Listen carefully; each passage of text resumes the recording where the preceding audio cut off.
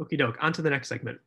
In this one, I'm also going to introduce a whole new package, that being xarray. And just a reminder that I encourage you all to pull up the accompanying Colab notebook for this lesson, which is on the Google Drive and linked from Canvas so that you can follow along. But to start, I want to talk about coordinates and axes.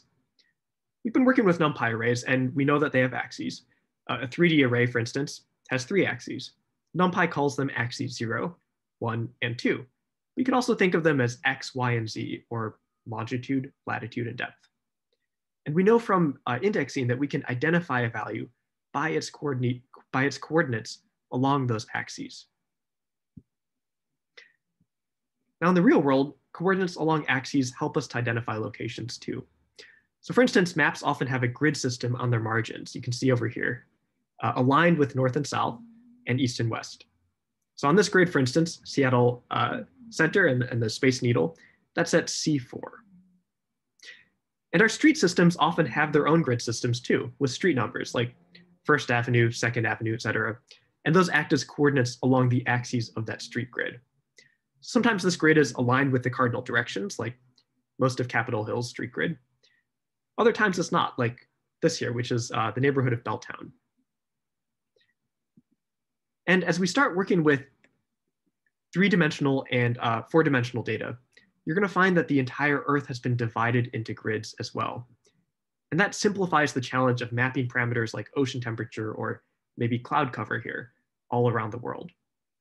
And as this example shows, often those grid cells not only extend in the horizontal, but also in the vertical. And you'll see gridded data coming from climate models, satellite products, basically anything else that can be shown on a map. So xarray is a package that lets us deal with gridded data. And gridded data in science is generally provided using netCDF files, which have the extension .nc. And those files basically compress the data set so it's as small as possible. But because netCDF files are compressed, you can't just open them in TextEdit or Notepad or Excel. Most of the time, we have to use code to look inside them. And that's what xarray does. And this is what you get when you open a netCDF file in xarray. The file might contain a few variables like temperature, pressure, elevation, and land cover in this example. And those variables will be aligned along a few dimensions, such as latitude, longitude, and time. But not every variable will use all the dimensions. So here, temperature is 3D, but elevation is only 2D because land elevation doesn't change over time. And the dimensions themselves will have coordinates, which are the indices that let you locate a data value along a dimension. And lastly, netCDF files have attributes, which are just little bits of text called metadata that describe how the data set was created, maybe the version of the data set, the units of the variables, things like that. I should mention that sometimes we're going to be dealing with 4-dimensional data. That might sound a little scary, but most of the time, all it is just 3-dimensional data with the x, y, and z dimensions in space, plus a time dimension, like months of a year in this case. So let's jump in and let's import xarray as xr. There's actually a second line of code that we need to run this time. !pip install netCDF4. And what this does is it downloads the netCDF4 library, and that allows the Colab notebook to read netCDF files. You should only have to run this line of code once, though, per notebook file, though sometimes that varies. But basically, once you run it, comment it out or delete it, so it doesn't have to run again. So next, let's load a netCDF file into Colab.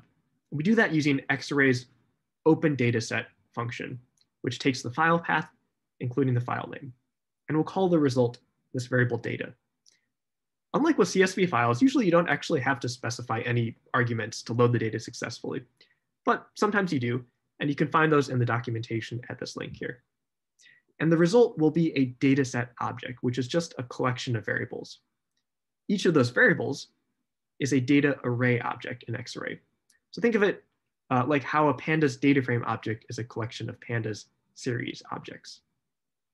Now you can create these objects from scratch and export them to a new netCDF file, But for this course, you probably won't need to do that. So we're just going to focus on reading netCDFs. And the rest of this lesson is going to be a bit of a demo. The data that I'll be working with is output from a climate model, specifically ocean current velocities in the Southern Ocean around Antarctica.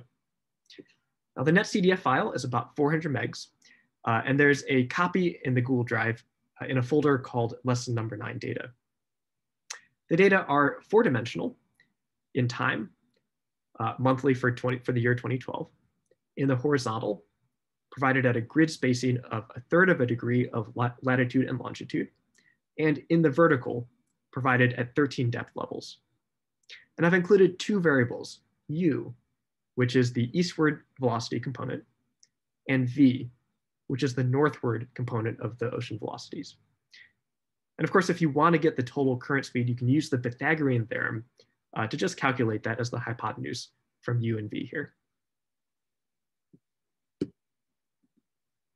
So I've done that calculation, and we get current speed. So here is a preview of what that data looks like. So this is a 3D plot that I made using xarray and Matplotlib. And here the x-axis is longitude, the y-axis latitude, and the z-axis is depth. So we're basically looking down into the ocean, standing on Antarctica and looking towards the northwest. And we've gotten rid of the 4th dimension time by just looking only at January 2012.